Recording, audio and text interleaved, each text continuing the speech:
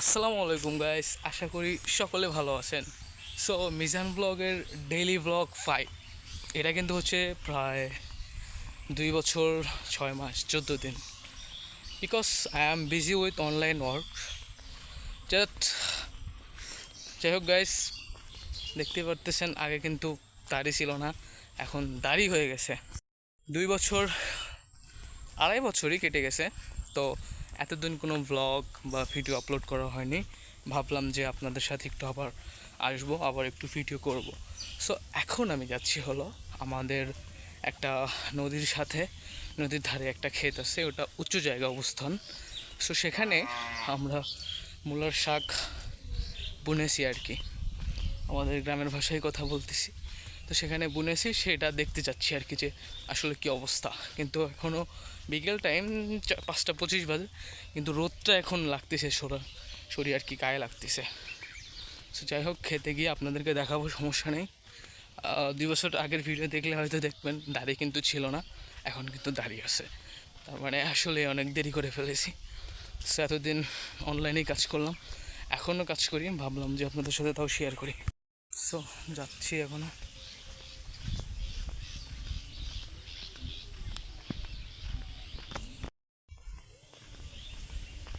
রোদ কিন্তু লাগতেছে গাইস।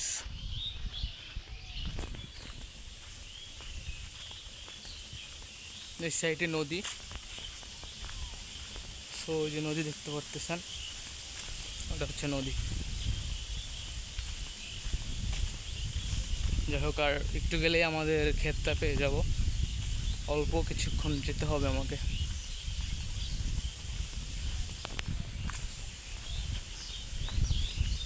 এখানকার পরিবেশটা মনোরম সুন্দর, বাট হচ্ছে রাত্রিতে আসতে অনেকে ভয় পায়, কারণ চারিদিকে শুধু একটু জঙ্গল টাইপের, তো এই জন্য আর কি। সো নদীতে পানি ছিল না, হুট করে আবার একটু পানি আসছে।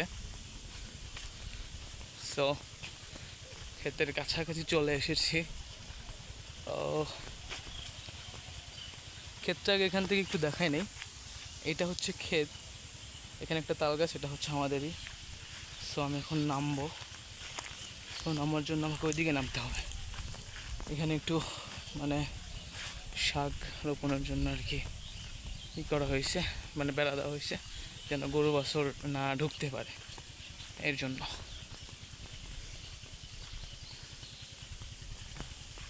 সো 2 বছর পর আপনাদের সাথে আবার ইউটিউবে।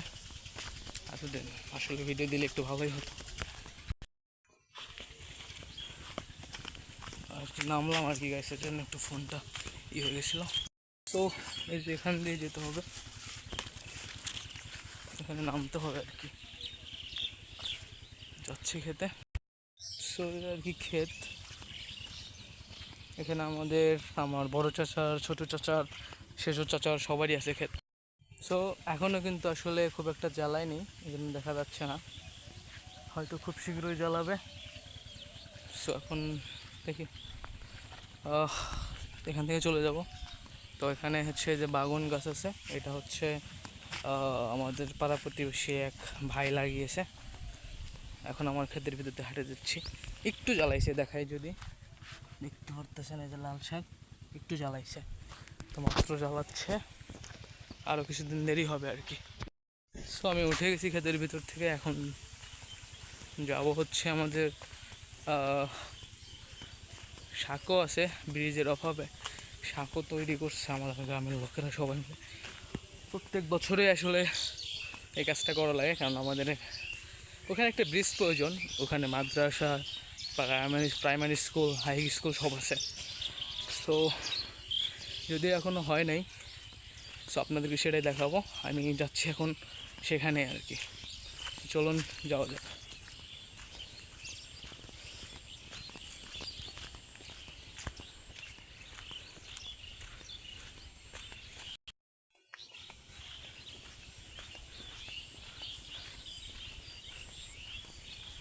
নদীর ধার দিয়ে যেতে চাইলাম, কিন্তু পায়ের ভিতর মানে অনেক কিছু লাগে।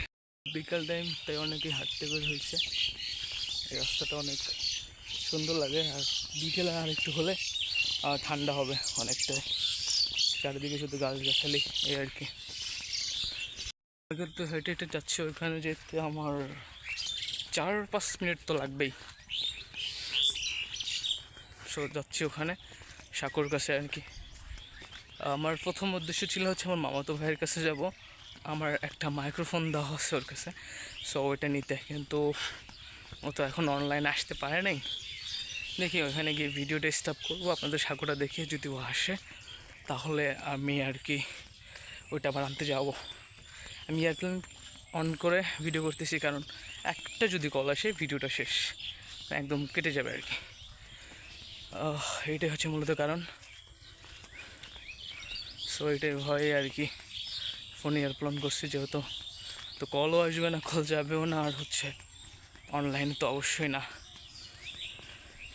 2 বছরে কিন্তু গাইস আমার সাথে অনেক কিছু হয়ে গেছে, আমি আপনাদের কাছে অবশ্যই একদিন শেয়ার করব, আমার ডেইলি ব্লগ 10-এ শেয়ার করব আপনাদের সাথে যে 2 বছরে আমার সাথে কী কী হয়েছে আসলে। তো ডেইলি ব্লগ 10-এর জন্য সবাই অপেক্ষা করবেন, ওইটাতে আমার সমস্ত কিছু আমি শেয়ার করব।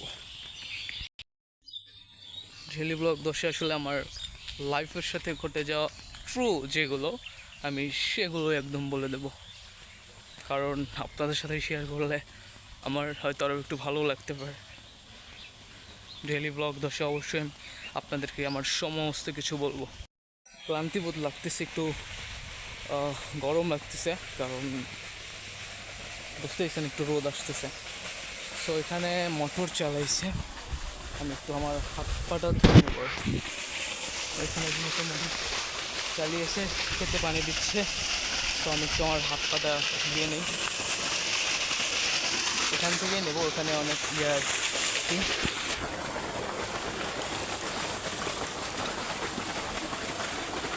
শুধু ফেসটাই ধুয়ে নিলাম। এখন ঠান্ডা বাতাসের সাথে একটু ফেসটা ধুয়ে নেওয়ার পরে ভালোই লাগতেছে। আর আমি কিন্তু লুঙ্গিপুরে ব্লগটা করতেছি, আপনারা হয়তো একটু আগে দেখছেন। যাই হোক, গ্রামের ভেতর আর কি এরকমভাবে চলাফেরা করতে হয় সাধারণভাবেই। সো এখনও সাগর কাছে যাই নাই, আরও কিছু সময় লাগবে আর কি।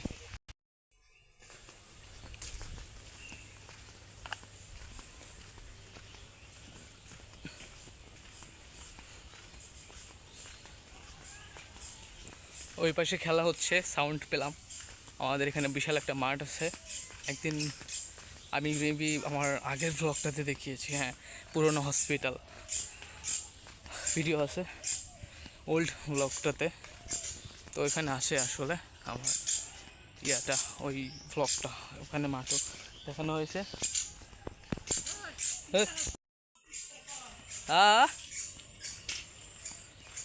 সো ভাই গেল, তো ভাই আর কি দেখছে আমাকে ভিডিও করা। সো গ্রামের ভিতর বোঝেনি তো, একটু ভাবতেছি যে কী রে কী করিস।